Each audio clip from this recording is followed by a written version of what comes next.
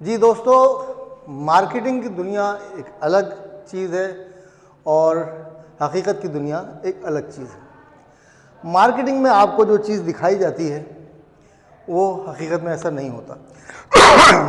Marketing या business कह लें, बिजनेसमैन जो होता है उसमें बिज़नेस पहले आता है, मैन बाद में आता है। बिजनेस मैन, ठीक है ना।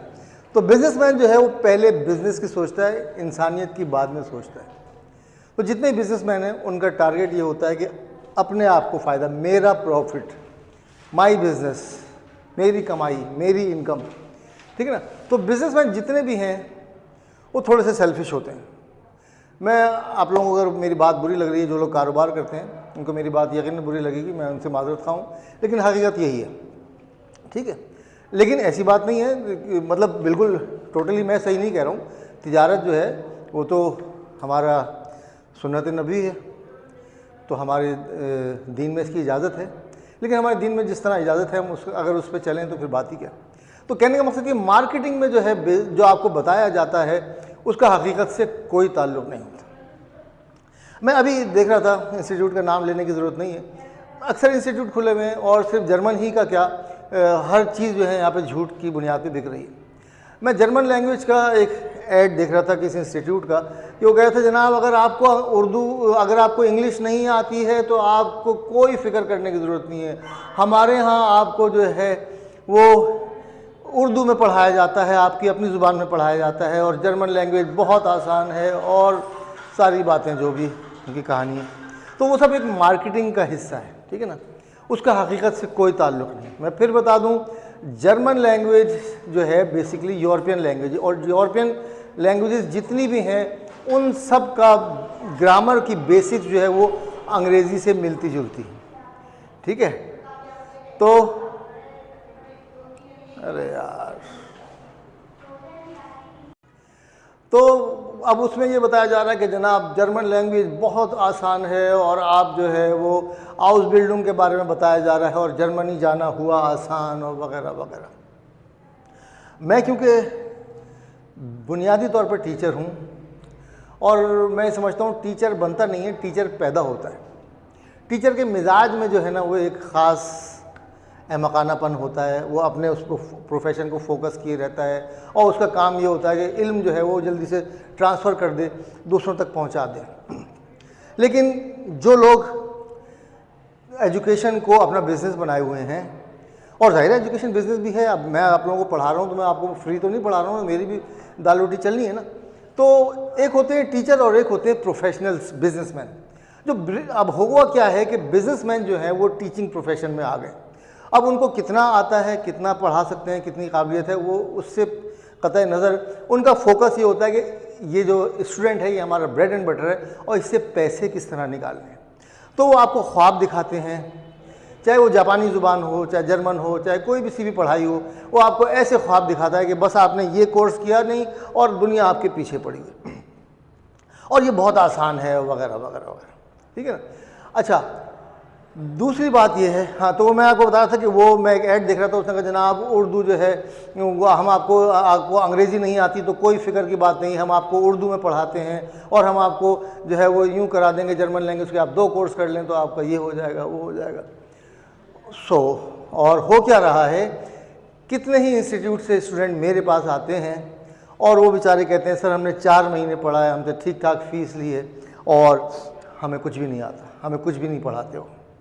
अच्छा, अब उसमें इंस्टीट्यूट का कितना कसूर है, स्टूडेंट का कितना कसूर है, वो एक अलग बहस है। हर देखिए, हम पूरी कौम ही अब एक अनफॉर्चुनेटली हम पूरी कौम ही एक झूठी कौम, एक मक्कार कौम और एक करप्ट कौम के तौर पे हम दुनिया के उफक पर उभरे हैं हम, और हम जो है माशाल्लाह करप्शन में जो है वो नंबर 1 है, ठीक है ना।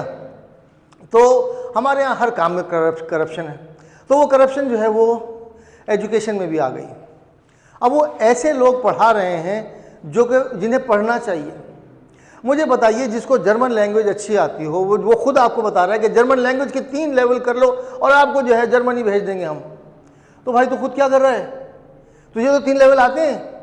अगर आप उससे पूछे तुझे 3 लेवल आते हो, कहेगा नहीं मुझे 3 लेवल नहीं आते, लेकिन वो आपको 6 लेवल करा देगा। वो कहेगा जी मैं A1 भी कराऊंगा, A2 भी कराऊंगा, B2 भी कराऊंगा, C2 भी करा दूंगा।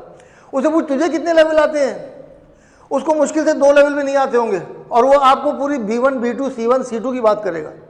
तो ये एक बड़ा अनफॉर्चुनेट सिलसिला है। मैं आपको फिर बता रहा हूँ कि जितने लोग भी जर्मन लैंग्वेज सीखना चाहते हैं वो ये सोच के जर्मन लैंग्वेज में हाथ डालें कि जर्मन लैंग्वेज का अंग्रेज़ी से बहुत गहरा तालमेल है।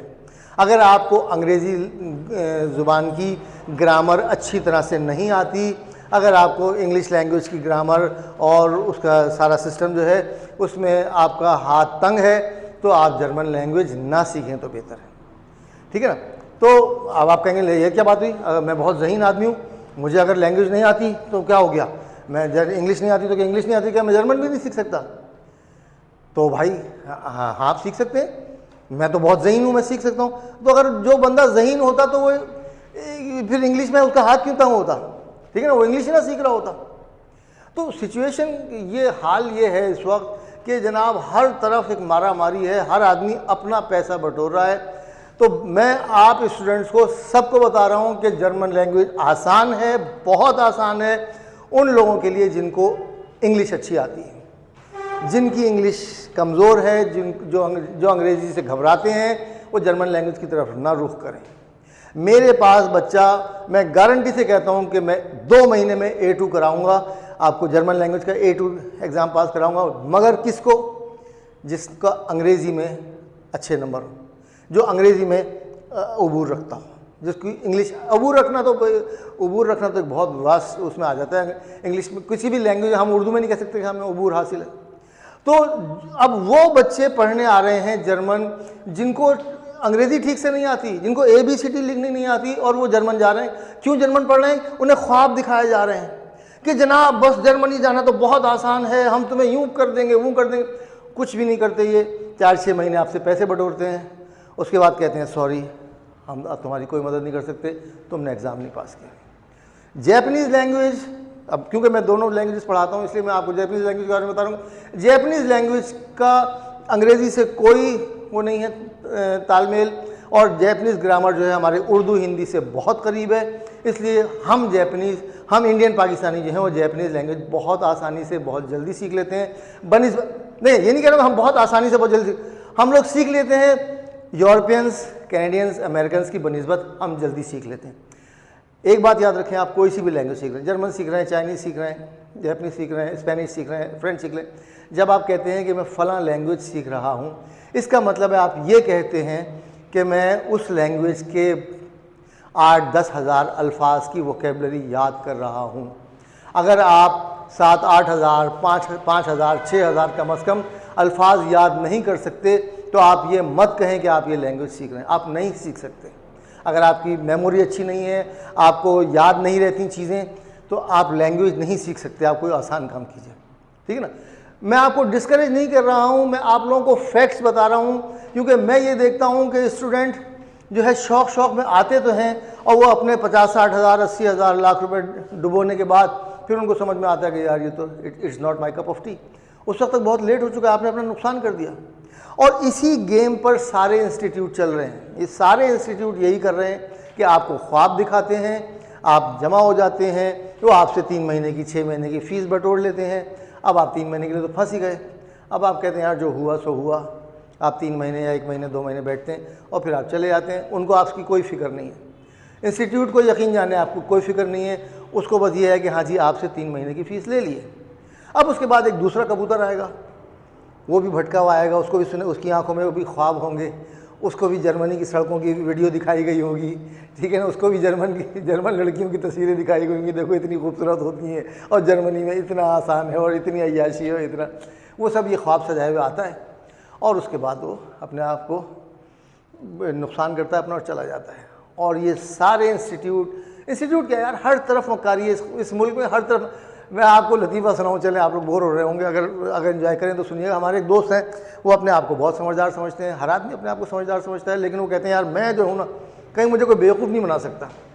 अब वो कल उनका फ़ोन आया था, हंस फिर वो मुझे आन के किस्सा सुनाया। कहने लगे यार मैं तरबूज़ लेने गया, मेरी बेटी ने कहा कि अब्बा तरबूज़ खाना है, तो मैं तरबूज़ वाले के पास गया। तरबूज़ वाले से कहा भाई देख मैं मीठा होगा तो लूँगा। तरबूज़ वाले ने कहा यार मीठे की साहब कोई गारंटी नहीं है, लाल होगा। उसने कहा लाल को मैंने कोई शोकेस में रखना है, मैंने खाना है, मीठा होगा तो लूँगा। उसने कहा मीठे की तो कोई गारंटी नहीं है। मैंने कहा जा फिर मैं तुझसे नहीं लेता। दूसरे तरबूज वाले के पास गए, उससे भी ये बात की। उसने कहा सर जी मीठे की कोई गारंटी नहीं है, हाँ लाल हो तो आप खरीदिएगा, लाल नहीं हो फीका हो फेंक दीजिएगा आप। वो कहा नहीं लाल वाल से मुझे कोई नहीं है, मुझे तो मीठा होना चाहिए। तीसरे तरबूज वाले के पास गए, उससे भी यही बात की। उसने हाँ साहब बिल्कुल मीठा होगा। अरे साहब आप खा के जाइएगा। उसने कहा देख खा के देखूंगा। हाँ सर जी खा के देखिएगा। इन तरबूज निकाला, उसने काटा, बड़ा लाल खूबसूरत तरबूज। इन्होंने कहा दिखा खा के देखूंगा। उसने कतला निकाल के दिखाया, इन्होंने खाया, बहुत मीठा था, शहद की तरह, वापस रख दिया। घर आके जब खोला काटा तो पहला जो पीस उठाया बिल्कुल फीका, पता चला बिल्कुल फीका तरबूज था।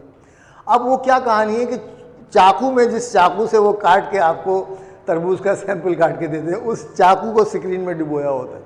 वो कपड़ा जो उनके पास रखा होता है स्क्रीन में भिगोया होता है। वो चाकू उठाते हैं, कपड़े से साफ करते हैं और वो चाकू मारते हैं। अब कहाँ कहाँ बचेंगे यार, यहाँ कदम कदम पे नौसरबाज हैं, कदम कदम पे धोखा है यहाँ पे। तो एजुकेशन का मैं आपको तरबूज नहीं बेच रहा हूँ, मैं आपको बता रहा हूँ कि जब भी आप किसी इंस्टीट्यूट में कोई लैंग्वेज सीखने जाएं, क्योंकि मेरा फील्ड जो है लैंग्वेजेस है, तो मैं आपको लैंग्वेज के स्टूडेंट को बता रहा हूँ कि किसी भी इंस्टीट्यूट में जाएं, वो आपको कितने भी सब बात दिखाए, कितना भी आपसे कहे कि मैं एडवांस फीस जमा कराइए 3 महीने की, उससे कहें सर जी मैं कम से कम 3 दिन डेमो क्लास लूँगा, अगर मुझे समझ में आया 3 दिन में तो मैं पढ़ूंगा, नहीं तो नहीं पढ़ूंगा। 3 दिन डेमो क्लास लें, उसके बाद समझ में आए तब एडमिशन लें, ठीक है। मेरा काम आपकी रहनुमाई है। कंसल्टेंट, हमारे यहाँ कंसल्टेंट जो है वो शिकारियों की तरह बैठे हैं। जैसे शिकारी जो है वो मछली जो है कांटा डालता है, मछली का इंतजार करता है। अब जब मछली कांटे में फंस गई बस फिर उससे खेलता रहता है। अब मछली कहीं नहीं भाग रही, अब वो कहेगा अब ये फीस ला दो, अब वो फीस ला दो, अब ये ला दो, अब वो ला दो। कंसल्टेंसी के नाम पर शिकारी बैठे हुए हैं, ठीक है ना। कंसल्टेंट का काम ये होता है कि आपको सही रहनुमाई करे। एक साहब आए थे मेरे पास कि जनाब मेरा बेटा जो है वो मैट्रिक भी शायद पास नहीं किया है, मैट्रिक पास किया था कुछ अर्से पहले और वो ड्रग्स में पड़ गया था। तो किसी साहब ने आपका मशवरा दिया है कि आपके जापान हाउस में जो है वो पढ़ाते हैं आप जैपनीज़, तो आप मेरे बच्चे को जो है वो सिखा दें जैपनीज़। मैंने कहा बेटा आपने किया हुआ क्या है? कहना जी मैंने शायद, पता है उससे क्या पता, मैट्रिक भी नहीं किया, वो ज़्यादा पढ़ा लिखा नहीं था। करते क्या हैं, उसने शायद कुछ कपड़ों का काम बताया, तो उसके बाप ने इशारतन बताया कि यार ये तो किसी ड्रग्स वगैरह में पड़ गया था। तो मैं कहा भाई मेरा आपको मशवरा ये है कि आप अगर आप सिर्फ अपना माहौल चेंज करने के लिए एक अच्छे माहौल में जाना चाहते हैं तो आप किसी इंग्लिश लैंग्वेज के इंस्टीट्यूट में चले जाइए। वहाँ आपको माहौल मिलेगा, आपको थोड़ा सा लोग मिलेंगे, ठीक है आपको कंपनी मिलेगी, थोड़ा सा लोगों से मिलजुल के आप जो है वो कुछ करेंगे। लेकिन आपके लिए बेहतर मशवरा ये है, आप मैट्रिक पास हैं, कहीं भी इंटरनेशनल लैंग्वेज सीखने के का आपको फ़ायदा नहीं होगा जब तक आपने 12 ईयर्स ऑफ एजुकेशन ना की हुई हो। मैंने कहा यार कोई काम सीख लो, कोई मैकेनिक का काम सीख लो, कोई मोबाइल का काम सीख लो, कोई रेफ्रिजरेशन एयर कंडीशन का काम सीख लो, कोई ऐसा हुनर सीखो जो तुम्हारे काम आए। अब तुम्हारा पढ़ने का टाइम गुजर गया, 30-32 साल उम्र थी, मैट्रिक पास था, मैं उससे कहूँ कि जापानी सीख लो। अब क्या होता है, इंस्टीट्यूट वाले तो कहते हैं ओ जी ये तो शिकार आ गया, आ जाओ जाओ जाओ, हाँ हम तुम्हें जापानी सिखाएंगे, ये करेंगे। मैं यार कंसल्टेंट, एक आदमी मेरे पास रहनुमाई लेने आया है तो मैं उसको सही गाइड ना करूँ तो ये मैं अपने पेशे से जो है वो मुनाफत कर रहा हूँ।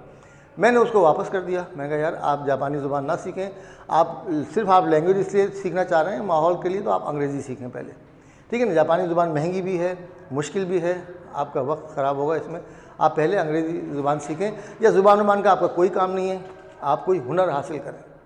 तो हर चीज़ हर एक के लिए नहीं होती। अगर हर आदमी डॉक्टर इंजीनियर होता तो कोई मरीज़ ही ना होता। आपके जूते कौन टांग रहा होता, आपको गन्ने का जूस कौन पिला रहा होता, सब्ज़ी कौन बेच रहा होता, गोश्त कौन काट रहा होता। तो ऊपर वाले ने सबके लिए सिस्टम बनाया है कि हर आदमी का दिमाग एक से दूसरे का दिमाग बिल्कुल मुख्तलिफ है, क्योंकि उसको उस प्रोफेशन में जाना है, उसको उस प्रोफेशन में जाना है। अब आपका माइंड है जो है वो कोई हुनर हासिल करने का या कोई बिज़नेस करने का, आप चले आए सीखने के लिए लैंग्वेज, तो आप अपना वक्त ख़राब कर रहे हैं, अपना पैसा ख़राब कर रहे हैं, और दूसरे को, जब तक बेवकूफ़ जिंदा है सियाने भूखे नहीं मरेंगे। आप अपने पैसे से, वो आपको बेवकूफ़ बना रहा है, वो तरक्की कर रहा है, आप पीछे चले जा रहे हैं। तो मेरे दोस्तों, मेरा आपको मशवरा, आपने सुन लिया, इस पर गौर कीजिएगा, ठंडे दिल से गौर कीजिएगा। अगर आपको मेरी बातें बुरी लग रही हों, मैं पेशगी माजरत चाहता हूँ, लेकिन मेरा काम आपको गाइड करना है। बहुत बहुत शुक्रिया, धन्यवाद, आरिगातो गोजाइमाशिता।